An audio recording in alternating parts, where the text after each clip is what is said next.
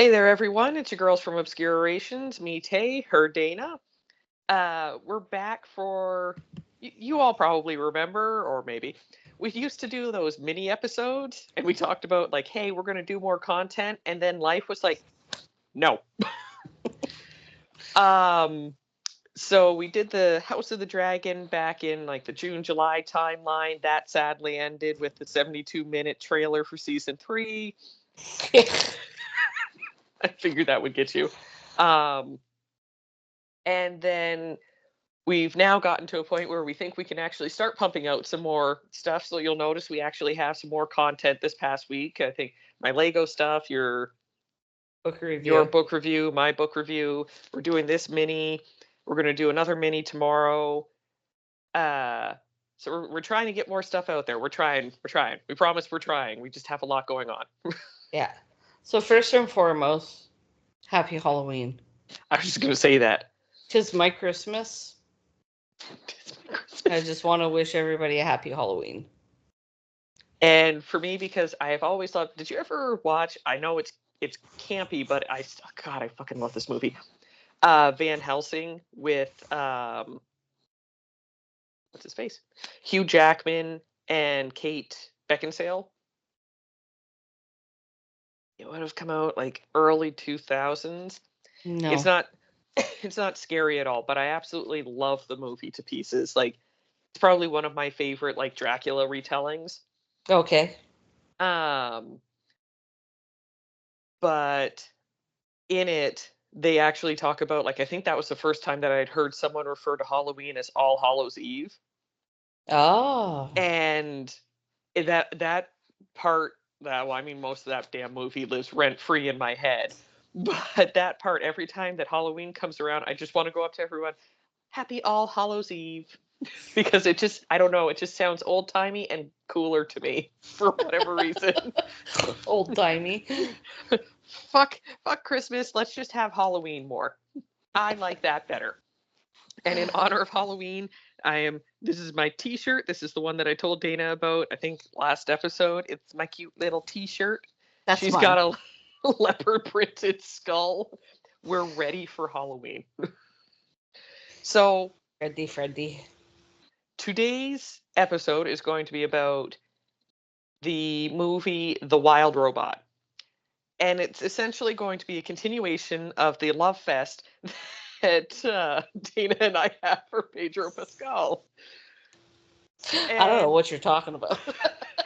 At some point in time, someone's going to show him one of these, and he's going to be like, I might need a restraining order. I don't know. Or two.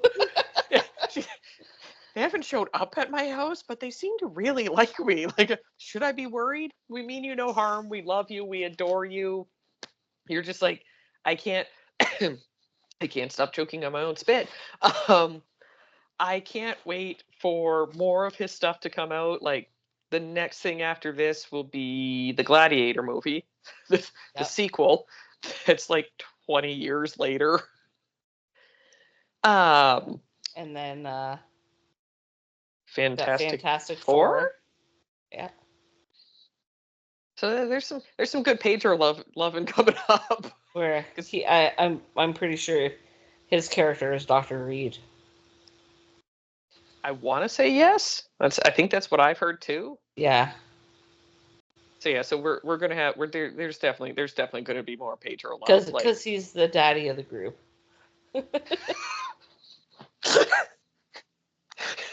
Sentences I wasn't expecting.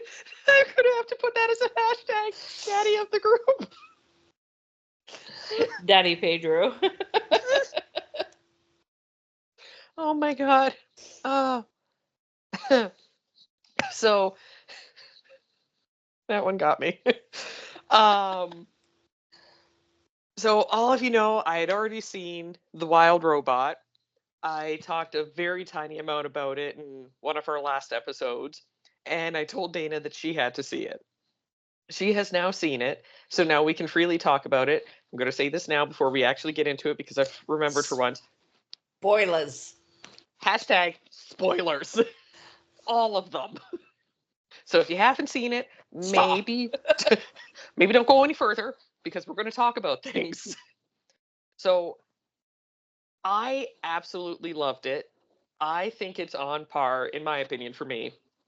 It's right up there with the Shrek movie, like the very first one, for how well laid out the storyline is, how well the character development is. Like, we'll use Pedro's character, for example, Fink, the fox, who I freaking adored from the moment that he was on scene trying to eat the baby. Don't worry, you don't want the kid. I have goals. Spit him out. But the character arc, like what they did with Fink, for how starts off as what you kind of expect a, I don't want to say Shady, villain. Yeah, shady fox. yeah, exactly. Like shady fox acting awry, going around and doing the foxy kind of things. Like even he says multiple times throughout the movie, like, well, it's our nature. Like you're on an island where all of the animals are meant to Eat hunt each and other. eat each other. Like, what do you want me to eat? Twigs? Like, what's left? If I can't have the duck or the gosling, I can't eat metal. So clearly, let me just take this baby off your hands. Don't worry, you ain't got to raise it. But the way that they did his story arc, and I kind of want him to have his own spin-off because I want to know what happened to his mom. And you know what? Honestly, I could see that happening. Or like them even going off and doing like you remember how they did a movie for Puss in Boots from Shrek. Yes. So they could do a movie for Fink, but they could also do a movie for Roz and Yes. fuck me, I can't remember the name of the goose. Right. Right, Bill. The Bright kid. Bill, yeah. Okay. Yeah, because at the end of the Wild Robot, he was in Bright Bill was in that structure. Mm-hmm. Yeah, he was in that structure, and the robot said, "You can call me Roz." Yes. So to me, that means she recognized him. Mm-hmm. I say she because I'm not going to assume it's a female robot. Well, I mean, they obviously they heavily imply. I mean, obviously robots don't have genders, but it's no different than ships. You look at a ship and all you ever hear is, "Oh, she's a beautiful ship," and you're like, "Oh, so she is she?" Then you have me where it's like, "Oh yeah, all the press is at work. They are she's because they're temperamental." They were men, they would just be like, yeah, I have a problem. We had a little argument. We done. These presses hold grudges. Yeah, so I could honestly see that happening. I could Oh yeah. because the Wild Robot next to Terrifier 3 and how those two got they were like number 1 and number 2. There's the difference. Terrifier 3. Wild robot. Art the Clown, Roz.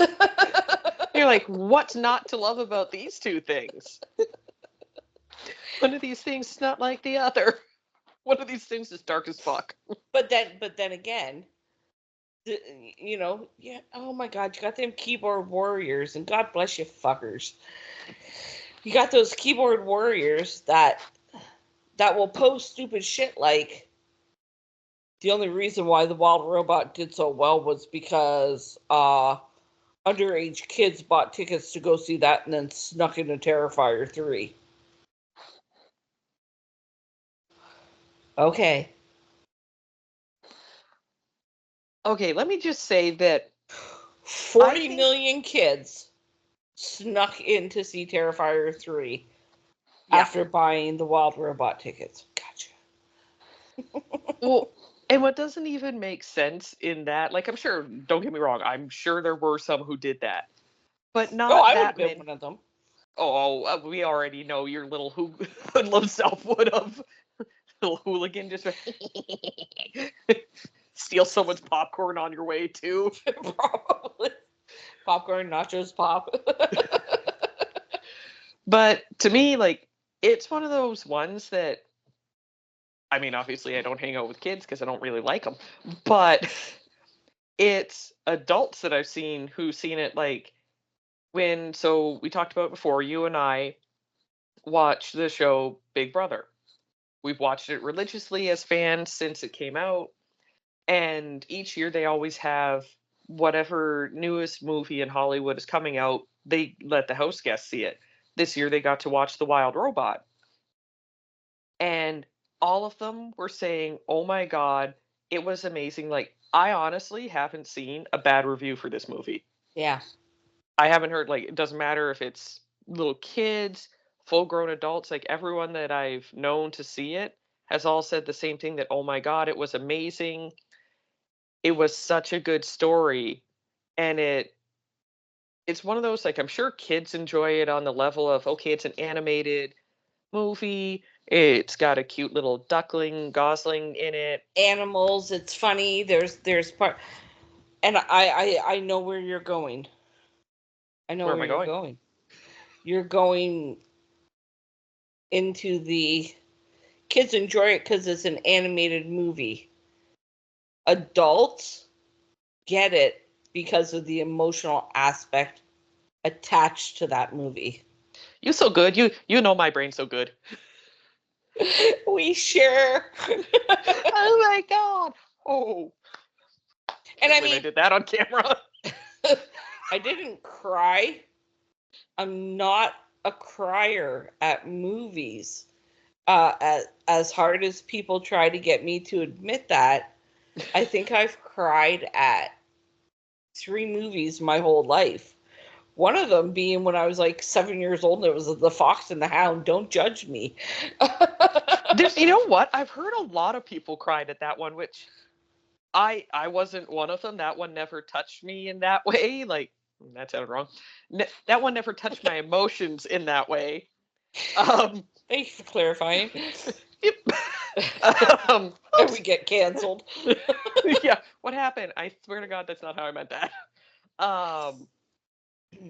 But for me, it was the first time I ever bawled like a little bitch was for the movie Marley and Me. Oh, I And can't watch that. I will never watch that movie. no, my And mother I'm not didn't even tell a me. dog person. See, for me, it's obviously I'm a dog person, but I didn't know, like, all the advertisements in that showed that it was a lighthearted comedy. Like, there's a couple little cry parts, but that was it. So happy. Yeah, exactly. And then one of the ladies at the gym came in and asked my mom, "Oh, what movie are you and your daughter going to go see tonight?" She's like, "Oh, Marley and Me. We need a good comedy kind of thing." And she was like, "Comedy? It's not comedy." And she was like, "What?" And then she didn't tell me. And then she grabbed like a buttload of fucking tissues, which I was like, "Oh, that's weird." But okay. Why are We you got doing in there. that? She's like, "Oh, we got extra butter. We're going to have buttery fingers." I'm like, okay, that's strange. I don't think we got more than normal, but And then the moment that dog put its paw down and went, "Ah," because it couldn't get up the stairs without pain, I literally felt the tears start. And I slowly turned, and my mother's just sitting there in the chair, like they're not going to do it, are they? She's like, yeah. And they literally go through the whole thing and show putting down the dog. Oh, Jesus Christ. I Yeah, no. cried like a little baby. I was so mad I didn't talk to her for half an hour afterwards. And like, that's the main one that I've bawled at. Outside of that, I get teary eyed at the movie. I don't know if you ever have seen it, but The Family Stone. It's a Christmas movie. Oh, God, no. I was going to say, I don't think you would have, like, it's such a good movie, and it's such a dysfunctional family. Like, it's so well done. It's not one of those, it's not like a Hallmark Christmas movie. It's a woman comes in, is dating one brother, ends up leaving him for the other brother. Her sister comes into town, goes out with that other brother. So they basically cross over. But it's got Diane Keaton in it, and I love her to pieces. She's such a great actress. Um, and it's got a sad part in it because I'm going to assume that you're never going to watch it. Yeah, that's a good assumption. I mean, I'd suggest at least watch it once, but in it, she ends up getting cancer again. Like she had cancer in the past, she survived it, and then she gets cancer again. And this is their last Christmas that they have together as a family, but they don't want to tell the Okay. kids.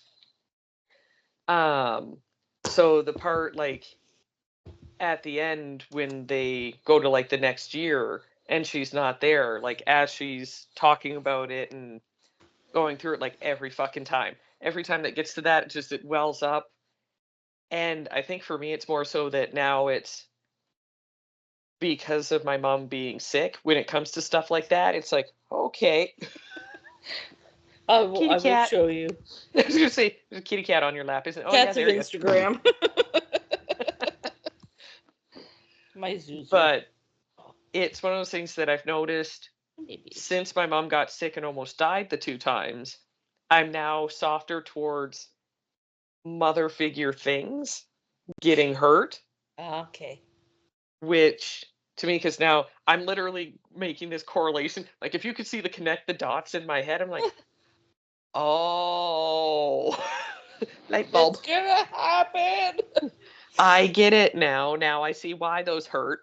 So I cry at that one a little bit. And the first time that I saw the movie Beaches, I cried like a little bitch again because I'd never seen it before. We were watching it. It's one of my mom's favorites. And she was still on her damn feeding tube. And she didn't tell me that, oh, yeah, by the way, it's about a mother dying and you watch her get sick, wither away, and die. And I'm like, you have literally withered away, are on a feeding tube, and almost died. I was angry crying at that point. So, you bitch. And then now we get to the wild robot, which again, okay, so number one, let me also preface this with at the time I didn't know it, but my time of the month was coming. So Oh, therefore, the hormones go, and a lot of women will understand this of you don't know why suddenly you become a weepy little cryy baby until a few days later and you're like, oh my god, it makes so much more sense now. So you shouldn't watch sad things or emotional things leading up to your period, because if you do, you're like, god damn it. But that for sure added to the sadness for me of when Bright Bill finally flies off and she runs after him because she regrets not saying goodbye to him and all that stuff. I was like, she's gonna leave. You're never gonna get to say goodbye. yeah. And it was just like, oh, I could feel my heart cracking at that point. It's like, oh, I'm shattered. So, while I did enjoy a spectrum of characters, the bear being one of my favorites too, because he was so angry. I loved him, and do you know who voiced him? Mark Hamill. Oh, Luke okay. Skywalker. For any of the Star Wars nerds. Um, I loved the opossum. Oh my god. 'Cause Catherine O'Hara.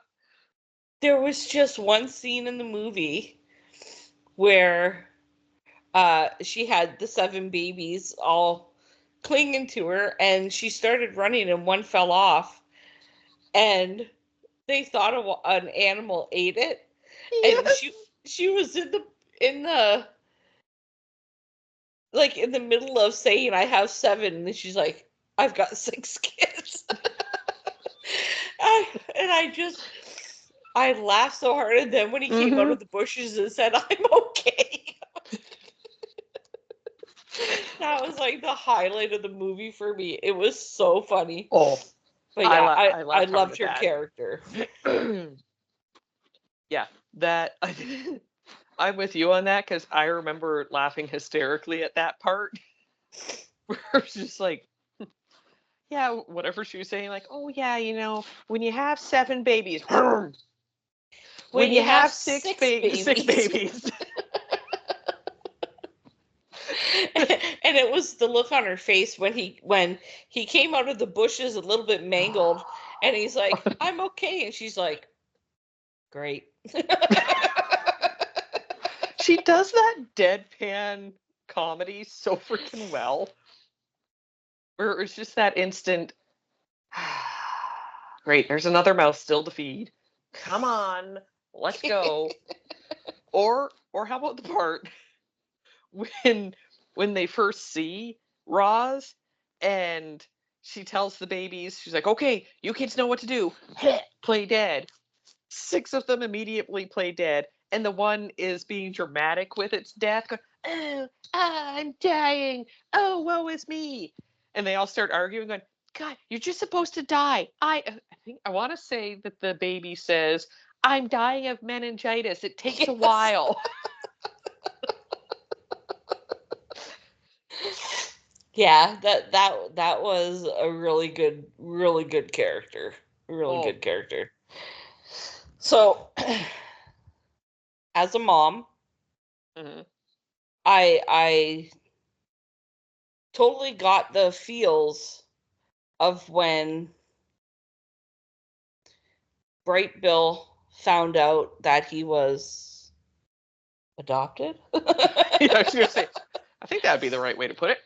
And that the reason why he didn't have a mom was because Roz fell on the nest and broke the eggs and killed the mom. As a mom, right? To have your child just be like, I want nothing to do with you. I mean, I get it. She's a robot. He was a duck or a goose, pardon me. But still, she was his mom. Mm-hmm. So I understood the feels of that part. I still didn't cry, but I understood it. And then I understood it again when Bright Bill flew off for that first migration. Because, your kids leave the nest. Mm-hmm. Still didn't cry, but I totally understood that from Oh, a God, yeah. parental aspect. So yeah, and again, like Shrek, there was some adult humor in there. Mm-hmm. So you know, people think animated movie is for kids. It's not always for the children. Well, I think they've done a really good job, and I think Disney was for sure the one who obviously started it, where they start adding layers to it. They're like, well, parents have to watch these frickin' kids' movies a million times over, whether they like it or not. Exactly. So then they started adding things, and I want to say Aladdin was the beginning of that. Like they had done things where they would slip in, I think it was like the penises that magically appear in like the Little Mermaid and stuff like that. That was kind of like their Easter eggs, which makes me laugh. But outside that, Aladdin was when you had Robin Williams bringing in adult humor that the kids. I remember watching stuff as a kid and being like, I don't know why my parents are laughing at this, but ha ha ha ha. Wasn't Yeah. funny. Yeah. And then as an adult, I'm like, Oh. oh, like, oh, that's funny. That's And my clever. parents let me watch that. That was exactly it. Where I'm like, they let that go in a kids movie. This was a PG. This was a G rating, really? And Disney they've made done. that. That was exactly my thought. And then you get to movies now, and I find that they make them like with DreamWorks. I find that they do a phenomenal job of layering everything. So the kids still love the wild robot. The parents get to love it. And like you said, you get to see it like the different angles that you can see the movie from. Yeah. Because obviously, for kids, they love it for the colorfulness, the fun designs, The because it's animals not, talking and yes, that was like, for me as a kid, animals talking was always my favorite thing. Like, if a movie could have an animal talking, I was happy. If it didn't, I was like, if the dog only barked, I was mad. It's like, this is Can I bullshit. come out? Like, nope, not watching this one again. But because you get so many different layers, like, I hadn't thought about it till you said it, but getting to watch it from the mom's perspective, where you can see it from Roz's point of view, Yeah. because obviously for her, and at one point in time, she does say to Bright Bill, "You can call me mom," and that's what it is. That's his mom. So you get to see it from the mother's point of view. For me, I'm just like, oh my god, yeah, seeing it still from more of like a kid point of view, because I don't have kids and I never will. Um, it was it's just got so many different angles to see it at, so many different levels, and they wove it all together so seamlessly. And even being able to bring, like, when that snowstorm hits during the movie, and she goes around collecting everyone and brings them all together in the The house that dome. she built. Yeah, Yeah, the the dome. dome, which, again, I laughed hysterically earlier on in the movie where she's making the den and thinks like, yeah, you need to make it bigger because I have a lot of stuff." And then Bright Bill comes along. She's literally picking up entire trees and boulders to make this. And Bright Bill comes up and is tweeting away at her heel with a teeny tiny little twig because he's trying to help. And she's like, "You will hinder my progress. This will not make it go faster." And then he just keeps on going. And she finally does that thing that all parents do, leans down, picks her up. "Fine, just this once." And he puts it on. Then she like drops him back down to the ground, keeps going. And then he comes back 2 seconds later and continuously, you literally see her just continuously lifting him up. And I laughed hysterically because I can still remember being a child and doing that to my mother. "I helping." It was like, "Okay, but you're not really." Like, "But I helping." Because every kid does it. Yes. And it's far more of a hindrance than it is a help. Excuse me. And I have to say, like, so the voice actress of Roz was Lupita, and I don't know how to say her last name, so I'm not even going to try to butcher it. Yes. Apologies to everyone, but I don't feel like butchering her last name because I think she's an amazing actress, and I don't think she should have her last name butchered. But she does voice acting so freaking well. Like, she's been in multiple things where she just does the voice of it. Because if I remember correctly, she is the voice actress of, why can't I think of her name? The character in the Star Wars sequel trilogy, the one with the giant glasses, that Han goes and sees. I'm And I not going to can't. be able to help you. Nope, I can see her perfectly, but I can't think of the damn name at all. But she is so good with her voice acting because she gets such a good range of emotions in it. And even like, she did the robotic voice beautifully. They I honestly didn't know it was her, and then when I saw, I'm like, she is so fucking talented. Yeah. And I just like I can't wait to see her in more things, and I want her to do more voice acting. I'm like, you should do video games, you should do anime series, you need to get her on more things. And obviously, of course, Pedro needs to be on more things because he was very sassy as the fox, I have to say. I don't know how much more the man can do, to be honest with you, but He, like, again, he shows a wide range of things, and he does like a lot of different things. Like, obviously, I know people are going to make the joke of, well, again, actually, I just kind of made this connection in my head again. He's again a father figure to a lost child. That's right. Maybe Daddy he does have a Pedro. niche. He really is Daddy Pedro, and I never thought that I would say those words, but they're accurate. But he again, like, he's doing so well with branching out. Like, who would have ever thought that, like, this mildly, I'm gonna say dweeby kind of kid back in Buffy the Vampire Slayer, that he was in one episode for maybe 5 minutes before she staked him. But seeing little baby Pedro back then to now what he is, where it's like he went from baby Pedro to daddy Pedro. Like, He had a glow up. yeah, he did. Both in career and just, damn, he gets handsomer with time. You're distracted by Daddy Pedro. I know you don't watch a lot of mainstream TV because you're mostly streaming services. But for me, because I was watching the World Series, I was watching mainstream TV, so I saw commercials. And he has a commercial for Corona beer. Yes! I saw that on YouTube, I think. It's so good. Of course it would be. Oh, it is. He's so sassy. And there's action in it, and he changes his clothes, and he ends up on the beach, and he's talking Spanish, and I'm like...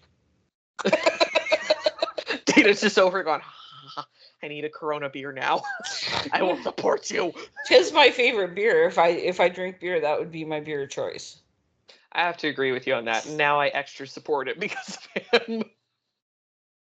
Right? I kind of fell in love with it when I was in Mexico, so makes sense that I'd drink it. And now you have the added reason where you're like, well, if I didn't love it before, I definitely love it a little bit more now, right? Right. You're like, there's a little added spice now. So I feel like we're doing a poor disservice. Like, we've talked about the wild robot herself. Obviously, lots of Pedro. Even the opossum. The bear that barely makes any real appearances. And then we've only mildly talked about Little Bright Bill. So I thought he was so fucking adorable. And for me, it's always, like, I mean, I love animals to begin with. But you put them in baby form. And I have that, like, what's it called? Cuteness aggression, because they're so freaking cute and adorable. I just want to, I just love them. Love them so much. So when they put him on screen, when he hatched out of the egg, and she kept trying to block all of the cracks. to keep the egg whole. That had me in stitches too. And then when he finally pops out, and then he starts wandering around, and she, like, throws him, and just the amount of physical kind of comedy for a cartoon, between, like, dropping him on his head, being stuck in Fink's mouth, and then he's like, oh, you've already done your goal. No, you can't eat that. He must fly, swim, and migrate? Was that it? No, eat, fly, and migrate. Yes. Or eat, swim, and migrate, sorry. That's what it was. I was trying to think of, like, what are the 3 things that he needed to do? So when she's trying to do all of the things, and then you can tell that he obviously, I'm assuming it must be true that the baby goslings imprint on whoever they see first and just figure that's their mama. Yeah, so my dad told me that. Oh, is it okay? On a farm, yeah. Yeah, that makes sense. We will. He didn't tell me that, like, when I watched the movie, because that would have been spooky. But he did tell me that. Just the ghost of your dad leaning around. Yeah, you know, that's true. They actually imprint. Yeah. Tell Norm hi for me. I know he won't believe that I'm here. You can slap him in the face later too. Feel that? Did you, IT? Yeah. No, he had told me that before. That's what I long time ago. I think, like I said, I assumed that it was true, but it was so adorable when he did imprint on her, and then he starts going, this is satisfactory. Watching a baby gosling behave like a robot. Yeah, I was gonna say trying to be a robot was just adorable. And then he becomes an adolescent or full grown for the equivalent of a goose. And watching him try to swim like a human, Which blows my mind because there wasn't a human in that movie. they're trying to remember when they went into the one dome during the migration, weren't there humans inside the controlling the robots? I can't remember if there I were. think they were robots. I know there were. Like the little one that went to go get Roz when she Who malfunctioned. she was a scary robot. Her with her freakishly sweet voice and then just demonicness. I'll have to go back and check that and then Yeah, I was gonna say I'll have to rewatch it now again after Agatha. And not cry this time because I won't be hormonal. liar, Um, you're gonna cry. yeah, you'll get a text me, son of a bitch, I was wrong. But if you're right and there actually are no humans in it, then I have more questions now. Because I mean, I know that obviously all of it was downloaded into her memory banks. So for her, she was literally teaching him based off of, well, this is how a human does it, which Yeah. doesn't work when you have wings. And part of me kind of wonders, like, she has so much information crammed in there. Why didn't she have more stuff on animals? Like, why didn't she already have, like, hey, I'm gonna use Google. oh, that's smarter. Google, were there any humans in the movie The Wild Robot?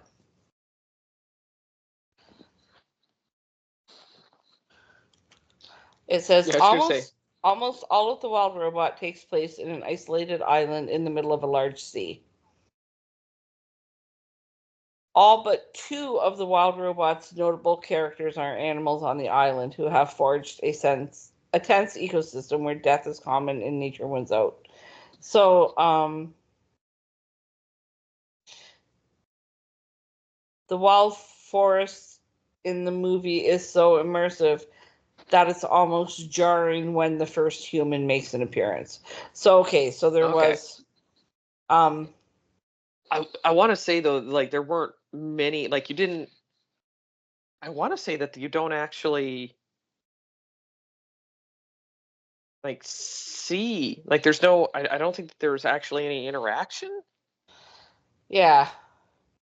I don't remember there being interaction. I mean, I could be wrong just because obviously I've only seen it the one time. And my focus was definitely on the animals, and I have to say that I would agree with the fact of it being jarring going from animal society to suddenly seeing humans because ugh, humans. Right. That is legitimately my reaction in everyday life. You Well, have an it animal may come by, cute. yeah. So yeah, it was to me it was a little perplexing how Roz had the knowledge to teach Bright Girl how to swim like a human when she herself is a robot. But whatever. It's a movie. It's not every aspect of our questions are going to be answered, right? Or they might be in the sequel because I think, was it, maybe it wasn't you. One of my friends told me that they already greenlit and like thumbs up the sequel for it. Oh, I believe that. So like they did so phenomenally well with it. They're like, let's do another one. I'm like, yeah, good, because I need more. Because like the ending to it was so, again, it was a heartbreaking ending because I didn't want her to leave because the forest basically came together. Another one that I loved was the beaver who just kept on chewing away at that gigantic tree and everyone making fun of him. And then he gets to the end and makes Fink goes, tell me I wasn't wrong. Tell me I'm amazing. Tell me I'm great. And then maybe I'll let you push my tree over. Tell me that I'm not dumb. Like, that was priceless. So when the beaver first came on and he spoke, I watched a movie with my husband. Turns and looks at me. He's like, "Why is the beaver British?" That's his question? Really? I'm like, the beaver is British because the beaver is voiced by Matt Berry, who plays Laszlo on What We Do in the Shadows. And he is Oh, that's, British. yes. Yep. See, and I remembered him from, I can't remember. You watched the Fallout show, didn't you? Yeah, he was in Fallout. Yeah, I was going to say he was in Fallout. He was the he voiced the robot in that Snip Snip, and was also Mr. Handy and Sebastian in it. Yeah. So the moment that I heard his voice, I'm like, that sounds very familiar. Why do I know that? Then I looked up, I'm like, oh, that makes me so happy. But Yeah. I like the fact that Norm points out that he's like, well, why is he British? Why is he the odd one out? Maybe he migrated over there, Norm. Maybe someone took him out of there and was like, you're going to live here now. You don't know. You don't know his story. This is what I live with. Yeah, I mean, I don't expect anything less from him. Oh, well, I think that that can bring this to a happy close for our wild robot adventures. So Like I said, definitely, if you haven't seen the movie, Mhm. watch it. Oh God, yeah. Some of you will It cry, some won't. it's worth it. It's worth your time. Hmm. It's a good movie. Yep, definitely all the love to all the actors and actresses that took part in it, because they all did a great job with it. The writers were fantastically on point with great humor, great story, great character development. And The animation top I was just notch gonna as say that, yep. always. Oh God, yeah. And I love that it was it's a different style of animation too. Like, it's not just a, here we're going for hyper realism or anything like that. It kind of had like a kind of like a comic book feel to it too. Yeah. Kind of like with the textures. So definitely, like, I'd probably have to rank it like a solid. I'm gonna give it like a 9 out of 10. Yeah, I can agree. So I think you guys should definitely go out and see it if you can. Wait for it to come to home video. It'll be here soon, I'm sure. Highly recommend, and hopefully we're back tomorrow with more content. We work on Hopefully. it.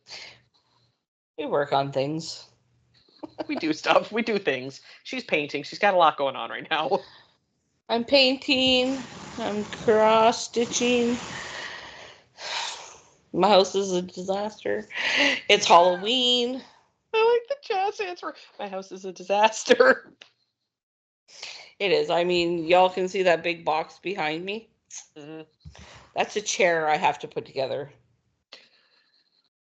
that I've had since Labor Day. It's it's fine. It's there for moral support. I don't want to do anything until we paint, right? Yeah. Because cathedral ceilings. Yeah. See them bastards? Mm-hmm. And then over there, Yeah. my hallway, foyer. Uh, that's about 15 feet from floor to ceiling. Yeah, I was gonna say you got a tall one, so that's I'm so now you 5 guys foot. get why it's 3 of you tall. Thank God Norm bought the extenders for the rollers. So see, now you guys understand why we've been a little lax on the pumping out episodes for this and for the podcast, but we will be back. Like I said, tomorrow with another mini. Sunday we have a guest on, so we'll be Yes. back and better than ever. Woo! Absolutely. Absolutely. All right, so see you guys later. Ciao for now. I'm Siskel. She's Ebert. Thank you for paying attention.